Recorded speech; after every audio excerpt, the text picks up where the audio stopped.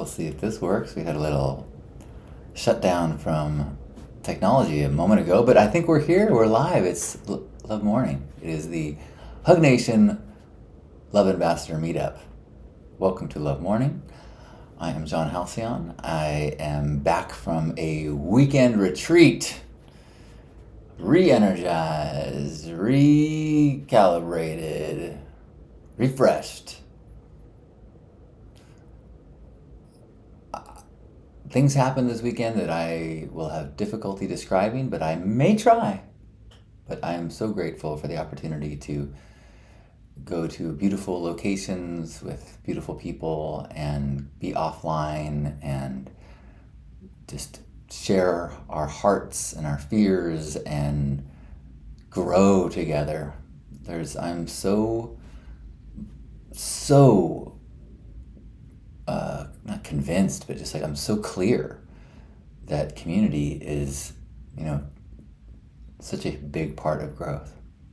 You need to go through personal epiphanies. You need to do the work. You need to find your vulnerabilities and be raw, and then be held by community that says, we love you. Because there's so many instincts when we let down our guard, when we take off our masks, that if somebody goes, what? You go, and you put it back. So when you take down your mask and someone goes, oh my God, thank you for your tears. Thank you for your truth. It's so beautiful to see the real you. Which is kind of a core principle of my life and my work in the world, whether it's this gathering or gratitude circles every day, or whether it is Pink Heart Camp. These are, and even First Saturdays to a lesser degree. Maybe I won't count the First Saturdays because we don't get really vulnerable there. But a space where you feel you belong, not because you earned it, not because you played the part, not because you're wearing the right clothes or know the lingo or lived up to a certain standard, but just because you're you. And the more you can be authentically you, even if that authentic you is not like others, even if it is not as cool or not as strong or not as financially successful, but if it's a real you, that is so beautiful, so valued, so treasured. And that feeling is what, it's like fertilizer on your personal growth. It is what, not even fertilizer, it's the soil with the fertilizer in it. That lets you continue to let your roots grow, to drop the leaves that are sick, to poke through the canopies that are shielding us from our truth. So today I'm so grateful for community, so grateful for the way that Lisa cultivates community, the way that Ishmael cultivates community. Ishmael, who is the person I'm doing the men's group with next weekend, which is sold out. Super excited to be having a full house there. If you want on the waiting list, let me know, or the list for future events. Good morning, Gerbot. I was thinking about you this morning. I was out watering some plants, and I was looking at the gorgeous succulent that you gifted me over a year ago. It's in a different state now. A couple of the plants just got so big that one of them broke off during move, but the other one is huge. This huge flower of not a flower. How would you describe this just succulent fractal thing. And I guess my words aren't coming today, but grateful to be here. If you are here, let us know. Leave a comment so that we can see that you're here, either on Facebook or on YouTube. And if you're watching this as an archive on any of those places, good morning, good day, good evening, whatever time it is for you. It is Tuesday, 9:05 a.m. in San Diego, California, where I am now, looking out over a slightly overcast but beautiful morning, seeing the eucalyptus swaying in the slight breeze. You can hear some birds chirping. Looking back over the canyon that I am so enamored with. It's so nice to come home after a retreat and return to a home that I just am so blessed to be in.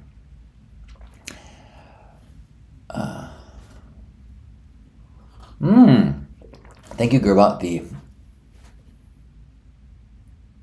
aeoniums. Hope I'm saying that right. The aeoniums is the plant that Gerbot gifted me. Maybe not gifted, allowed me to adopt and steward its growth into the world.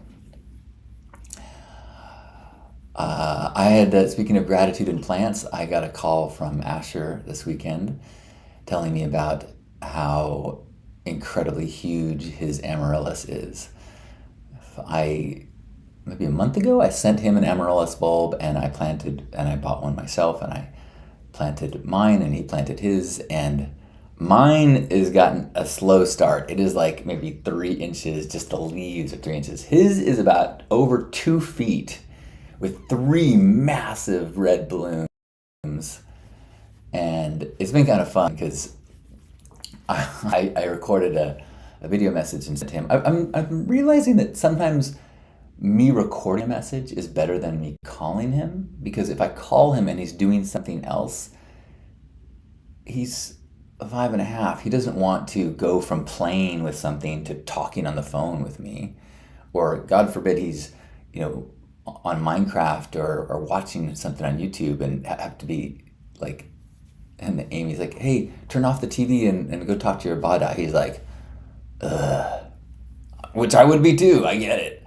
But if I send him a message that then Amy can play him whenever he might be open to it, then he sometimes will call me back, and then I can just pick up whenever he gets there and he's in a good mood and ready to talk. And so I sent him a message saying,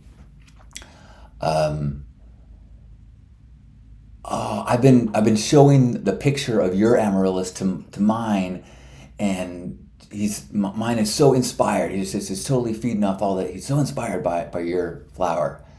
And he called me and goes, maybe it's not, maybe it's sadness. And I just thought that was so hilarious. Like, maybe right, maybe I have a sad flower. Even more sad now that he sees how much more impressive his uncle is, or his brother. Good morning, Juan. Good to see you. I'm grateful for my friend Nico, who is like a badass hairstylist, and I have not, my beard and hair I just not touched for months, and it was starting to get like tickling my ears. Like during this meditation retreat, there was the first 2 nights I was just like, it kept like itching me. I kept going, because there was all this curly hair that just kept poking me in the ear, and I was like, Nico, would it be cheating if I, trimmed it here? And he goes, oh, let me do it. And so I got like a professional ear cleaning up around the ear of my beard, and I'm feeling quite dapper in my newly shaped beard, but still all the length. This is the longest my beard's ever been by far, and I'm loving it. I've got no plans to shut it down. Also, it was cool this weekend. I got to hang out with. I forgot I have a picture on the screen. Took a picture with Ishmael. Ishmael is my beard inspiration. And so when he first saw me, he's like, you look good with my beard. And I was like, touche, you're right. I totally copied you. Or not copied, I was inspired. Let's see if I can pull that up. Where would it be? I can do that. I can do it.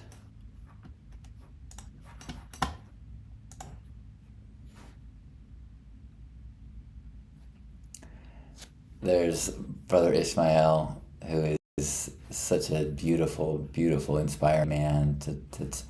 He's a man who leads with love and vulnerability. Like as he leads, like I've been in men's groups of his several times, and it's not one of teaching, it's one of sharing what he's going through, sharing the struggles and stumbles he's had and lessons learned, and then inviting people into this conversation, which is, I think, what I try to do is because I think when we really share the truth of our vulnerabilities and our struggles and our learnings,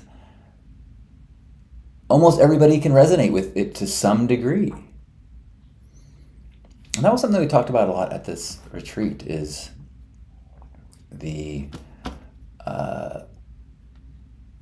the how it can be so scary to take down your facade and stop being the person that you've practiced being. But when you do, when you let people see, like, I am awesome, and I am scared, and I am resentful, and I am prideful, and I am nervous, and I'm all these things. Some of it's dark and embarrassing, but if I am all these things, everyone else is too. And so if someone shares with you that truth, it just opens up the path so that your hearts can connect, so that you can love them. If all they give you is the polished, ta-da, this is the character that I'm playing, and I'm playing him as good as I can, and it's not as, you can't love that person because you're not seeing all of them. You're not seeing the truth. You're not really getting to have an honest relationship with that person. So, but it requires, I think, community, really true community of belonging, not of you're in our group as long as you are XYZ, but true, like, if you are you, you are beautiful and you're welcome. That's the feeling that lets you take down your walls, take down your walls, take down your walls, and let your true beauty shine. So thank you, Ishmael, for that role modeling and teaching, and I cannot wait to co-lead our retreat next weekend.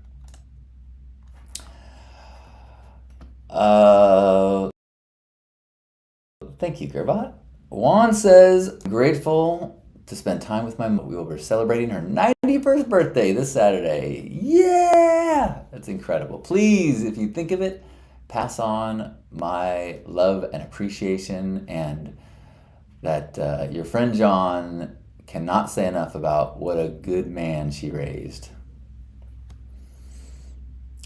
And if you want, I'll write that down if it's something that would be helpful. If you want to say, hey, look what John says about me. Although then she might find out who I am, and then that could totally ruin your rep with her. Good morning, Michelle. Good morning. Happy Tuesday to you. Nice to see your face. I mean, the icon of your face. Nice to feel your presence. Let's see. I wonder if I should try to share. I won't share the details of my experience, but I had a very, I was having some real difficulties in these meditations and having these like auditory, like these the kind of pains that kept happening in my ear, and I was feeling like I keep this specific type of meditation, like I can't do it. It's like I can't do it. It's too uncomfortable. And someone else in the group the next day said, "Are you open? I got like a direct message for you. Like, basically God said, I have a message for you to give to John." I was like, okay.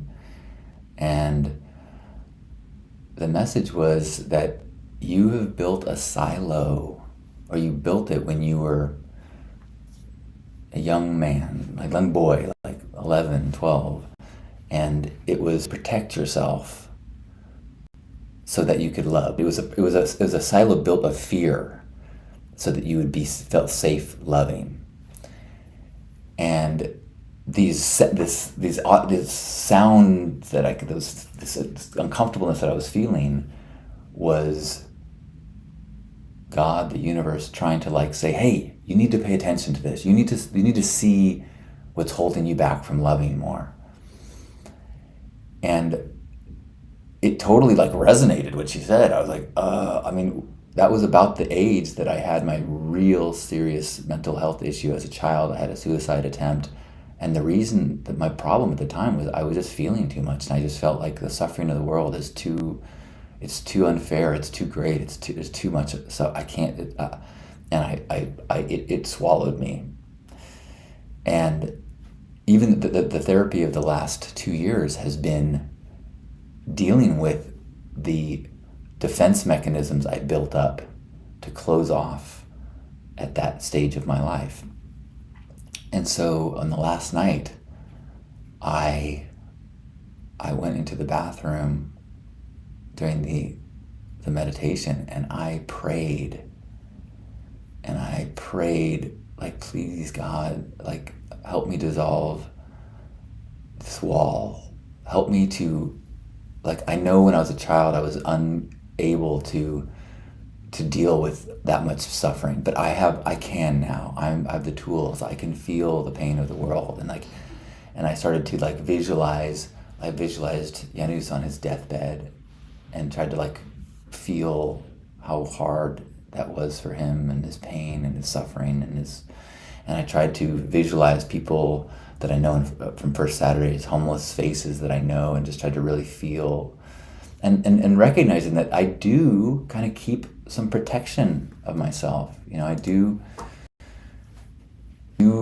acknowledge, and I thought I was being empathetic, but I wasn't really letting it in. And then the big one was that I realized, and I think this is why I was getting this experience so strong, is that as I am tying my life to Lisa and thinking a lot about growing old together, and knowing that we are already at a stage where our bodies are starting to fall apart, that I was afraid of feeling her suffering as we age and as our bodies hurt, as we go into the hospital with our sicknesses and our illnesses, and I think that wall that I couldn't even see because it was been there so long was protecting me, but also pushing away and not letting me connect at a deep, deep level with my beloved. And so I was praying, and like I was bawling, crying. I mean, I was like, please God, help me, help me. I've never done that. I've never prayed like that. Like, I've said prayers, but I felt like I was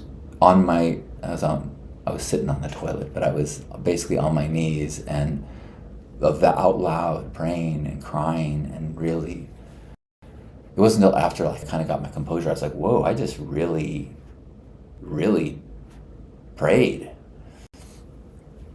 And then all night long I was just kind of bringing into mind suffering, and didn't make me suffer. I was just trying to be with it. And the auditory pain did not come back. The thing did not return. And ended up having just like an incredible final night. And I feel transformed. I'm like, I thought I was a pretty loving person before, but I didn't realize that I had this wall. What a crazy, just like reminder and awareness that we always have onion layers to peel off. We always have growth. We always have ways to deepen our capacity to love. Whew. It was a wild weekend. Thanks for letting me share that. Good morning, Darren. Darren is grateful to have spent the day with my mom, brother, and sister-in-law yesterday in a desert town saloon. So much fun was had. Ooh, that sounds fun.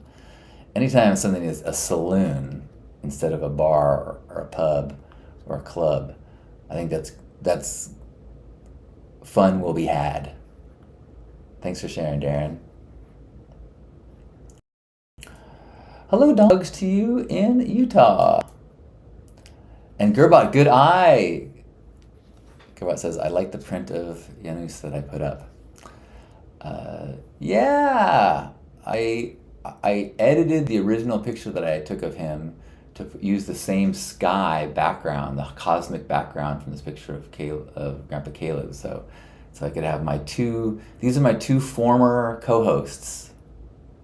My two co-hosts that are now with us in spirit. So yeah, thanks for noticing. Got Janus and Caleb on the walls and in my heart. I thought about Janus a lot this weekend. A lot of reverence and appreciation and gratitude for him as a man and him as a friend. Anyone else want to share any gratitudes before we head off into the day?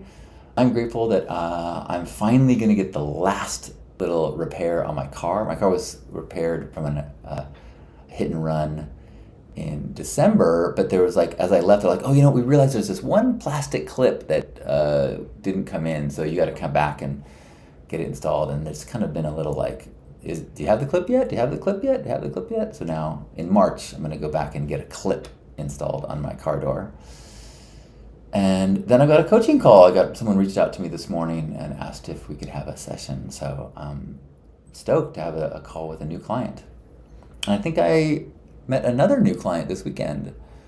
I mean, I definitely met a new person that we had a real connection with, and I'm just not sure if we will work in a professional capacity or not. Really, really enjoying the one-on-one coaching I've been doing lately. So I'm prioritizing that in my calendar, in my schedule. Okay, last chance for gratitude. I am grateful for my partner Lisa, her commitment to her growth and our relationship, and the path of being human, of one of active learning and growth, is so inspiring, and it makes me be a better person and makes me so grateful to have her as my life partner. It was so fun to announce to this retreat. I love it anytime people that know us getting to learn, like aren't connected to us through the internet, learning that we're engaged. It's so fun. I guess that means we actually got to make a plan, which is probably going to be a year from now. Gerbot says, grateful for you, John, this group of love ambassadors, and the insights you share with us. Thank you, Gerbot. Thank you. I'm so grateful for this practice. And as I said, I was thinking about you this morning. It's so helpful for me to be doing this together. To just taking a few moments a day to acknowledge that we are ambassadors.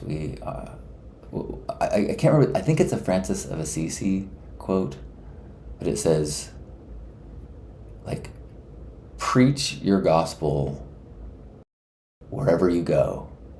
Use words if necessary. I love that. Like, live in the way that is in accordance to what you believe. If you must, explain yourself, but that's not required. And with that, wherever you are, let's give ourselves a big old hug.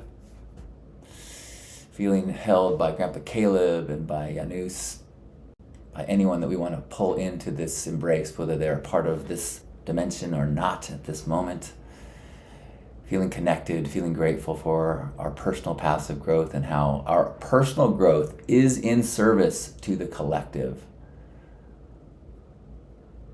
It is no small undertaking. It is no selfish act. It is global activism to heal yourself. So let's be there as support and community for one another as we take a deep breath in and squeeze. On behalf of Grandpa Caleb and everyone here, thanks for being here for this Hug Nation Love Morning. I love you. See you tomorrow. Or possibly noon at Zoom.